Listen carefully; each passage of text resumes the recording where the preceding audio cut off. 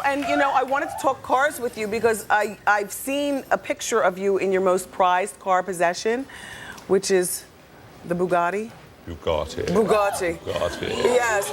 It's a $1 million car. How fast does that go? That will do, I haven't done this, obviously, 250 miles an hour. Jeez.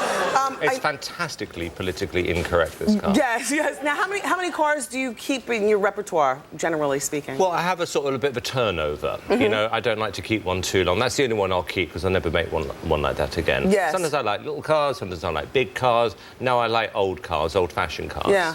I like the flashiness of it all. Somebody's got to do it. Might as well be Simon, right? All right. So, you know, here on the Wendy Show, we're not afraid to say it like we mean it. And you are that kind of guy, so we're going to... And you are that kind of girl. Thank you, Simon. Yes. You've got to break a few eggs to make that omelet. I get that. Okay, so I'm going to mention a few names and show you a few photos, and then we're going to talk about said person. Lady Gaga, you said she was a perfect example of someone who has the X factor. Yeah, I got into a little bit of trouble recently because I was quoted as saying she was boring. But actually what I was making the point was, because she's not boring, is that she is the complete package. You know, she is the definition of the X factor because she's smart, writes her own material, knows what she's doing. The only person in the world who can get away with wearing a meat dress. Yes, right? Absolutely. Okay. I love her. Now let's move on to Susan Boyle. You, Pierce, and Amanda Holden were judges on Britain's Got Talent when Susan was given her famous audition, and the rest has been history.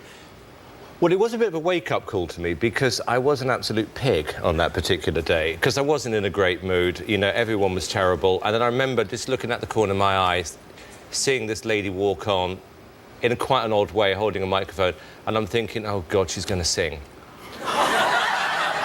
And I was awful, and I'm like, she was telling me she wanted to be a star, and I'm looking at Piers like, yeah, of course you are, sweetheart. And then I watched the tape back, I got the clip back a few months later, and I actually hated myself.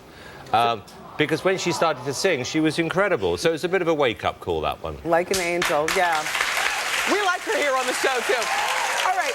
And she's a character. I mean, she is hilarious to work with. I sent her a garden gnome for a housewarming gift. I have yet to get a thank you note. Oh, I'll make sure you get one. I know exactly what she thought of that gnome. Yeah, well, I'm not judging, Simon. Although I could. I know. All right, Christina Aguilera. What do you think of her show, The Voice? Well, it's not as good as our one. Actually, no. I kind of... We kid around with all these other shows. We're all very competitive with each other. But I think competition is good. You know, it makes us work harder.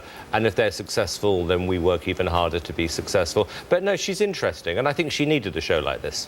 Yes.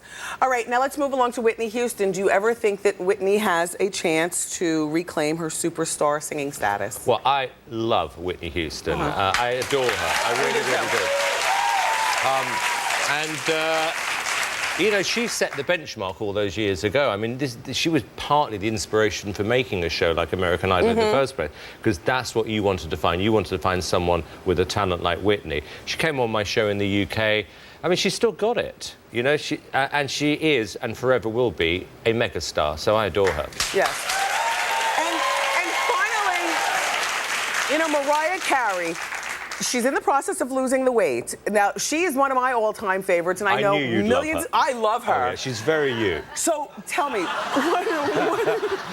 what is she going to be doing for X Factor?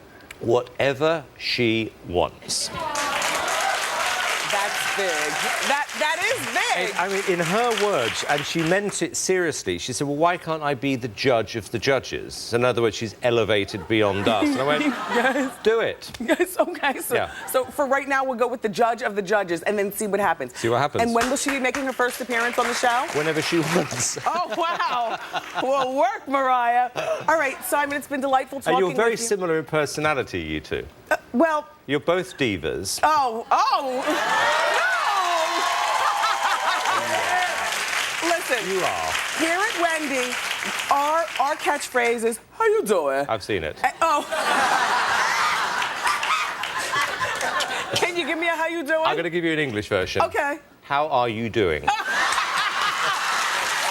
it was such a pleasure to meet you. Thank you so much. Thank you, Sarah.